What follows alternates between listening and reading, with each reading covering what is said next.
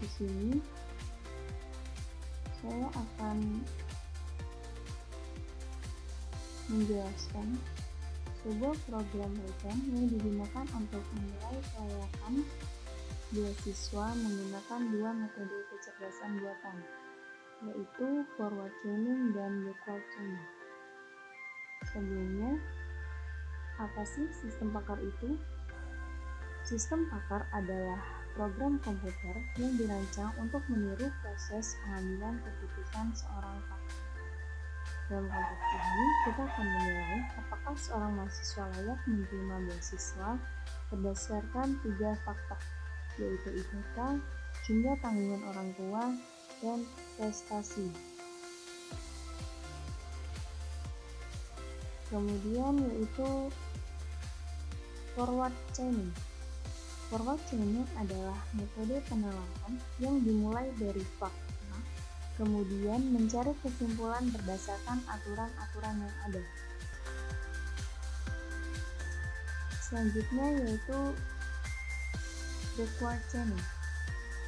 Backward chaining yaitu metode penalaran yang dimulai dari tujuan atau kesimpulan yang ingin diuji. Selanjutnya yaitu penjelasan program. Yang pertama yaitu fungsi get fakta. Fungsi get fakta digunakan untuk mengambil input dari pengguna atau user. Input yang diminta ini berupa IPK, tanggungan, dan prestasi.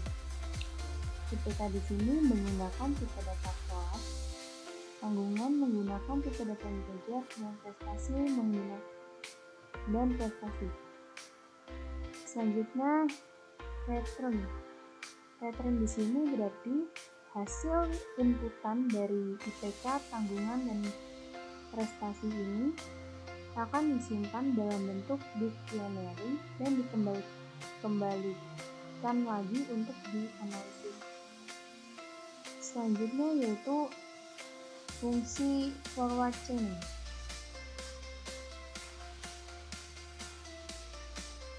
Fungsi forward chaining adalah membaca nilai IPK, jumlah tanggungan, dan prestasi, kemudian mencocokkannya dengan aturan-aturan berikut. If IPK lebih dari sama dengan 3,5 dan tanggungan lebih dari sama dengan 3 dan prestasi sama dengan 5, pattern sangat layak. Artinya, jika IPK lebih dari sama dengan 3,5 dan tanggungan keluarga ada minimal 3 orang dan memiliki prestasi, maka sistem akan menunjukkan atau mengeluarkan output bahwa mahasiswa tersebut sangat layak menerima beasiswa. Selanjutnya yaitu elite, IPK lebih dari sama dengan 3,0 dan tanggungan lebih dari sama dengan 2, pattern layak. Artinya, jika IPK minimal atau lebih dari sama dengan 3 dan tanggungan minimal 2, maka sistem akan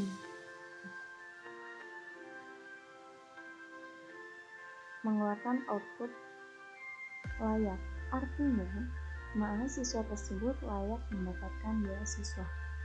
Selanjutnya yaitu elite, IPK lebih dari sama dengan 2,75 dan tanggungan lebih dari sama dengan 2 dan prestasi ada. Pattern layak bersyarat.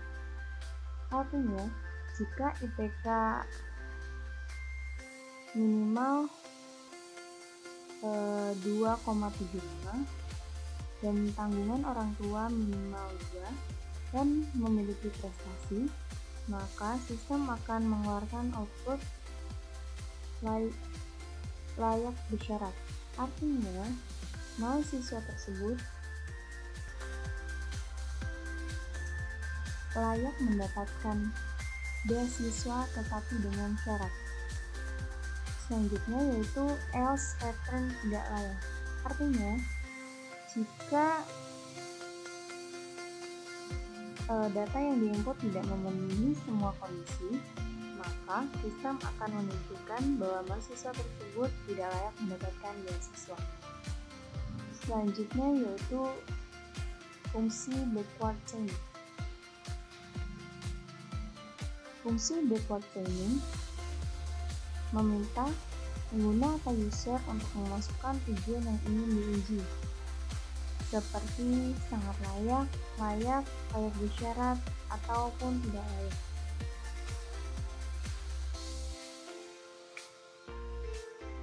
Sebagai contoh, jika tujuan yang diisi sangat layak, maka program akan mengecek apakah fakta-fakta yang diberikan mendukung kesimpulan tersebut. If tujuan sangat layak, return IPK lebih dari sama dengan 3,5, N tanggungan lebih dari sama dengan 3, N prestasi sama dengan ya.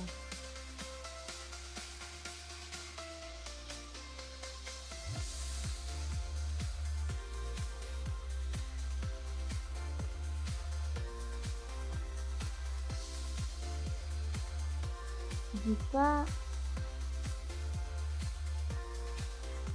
pengguna atau user memasukkan tujuan layak, maka sistem akan mengecek apakah fakta-fakta yang diberikan atau data yang diberikan mendukung kesimpulan tersebut. Seperti jika tujuannya layak, maka sistem akan mengecek apakah IPK dari mahasiswa tersebut lebih dari sama dengan 3,0 dan memiliki tanggungan dia.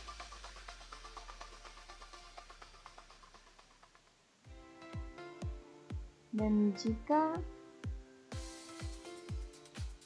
tujuan yang ingin diuji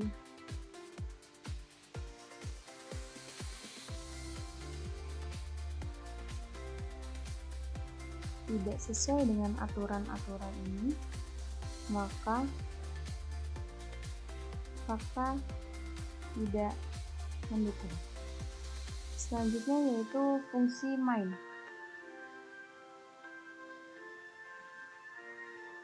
Fungsi main di sini artinya menggabungkan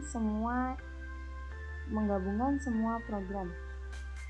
Yang pertama yaitu sistem akan meminta input dari pengguna,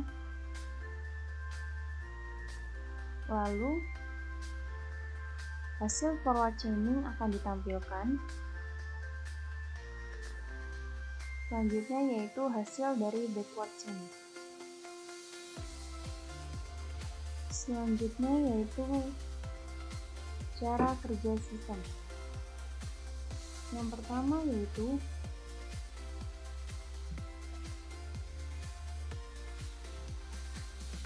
pengguna atau user memasukkan IPK. Misal kita tulis 3,5. Kemudian memasukkan jumlah tanggungan orang tua.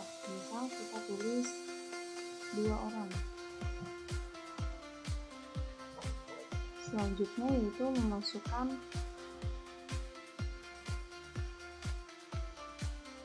prestasi, apakah kita memiliki prestasi atau tidak. Misal kita tulis ada. Maka selanjutnya sistem menjalankan forward chaining dan memberikan hasil otomatis berdasarkan fakta. Dalam sistem ini juga user dapat menguji backward chaining. Misalnya kita klik enter, maka forward chaining akan muncul Hasilnya yaitu layak.